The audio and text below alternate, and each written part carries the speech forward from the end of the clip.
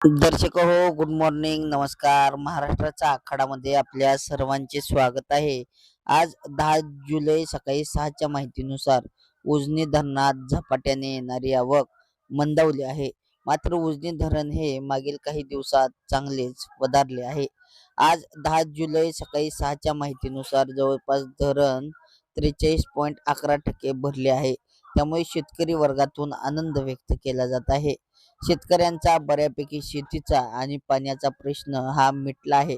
मात्र सोलापूर जिल्ह्यात पावसाने उसंत दिल्यामुळे नदीकाठच्या शेतकऱ्यांमधून वीज पुरवठा 8 तास करण्याची मागणी करण्यात येत आहे. नदीपात्रात आहे त्या पाण्याला आलेल्या पिकांना पाणी देता येईल अशी त्यांची भावना आहे.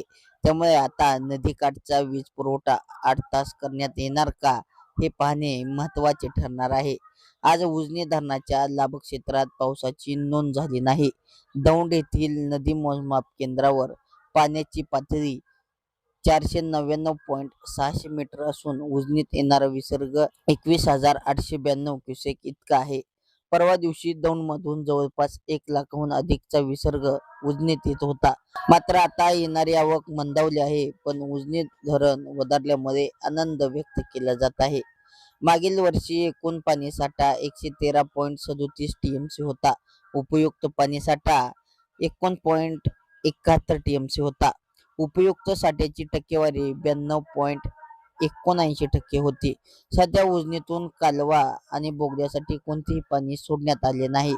अशाच प्रकारचे उजनी अपडेट पाहण्यासाठी आपल्या महाराष्ट्राचा आखाडा या यूट्यूब चॅनलला सबस्क्राईब करा आणि फेसबुक पेजला फॉलो करायला विसरू नका. धन्यवाद.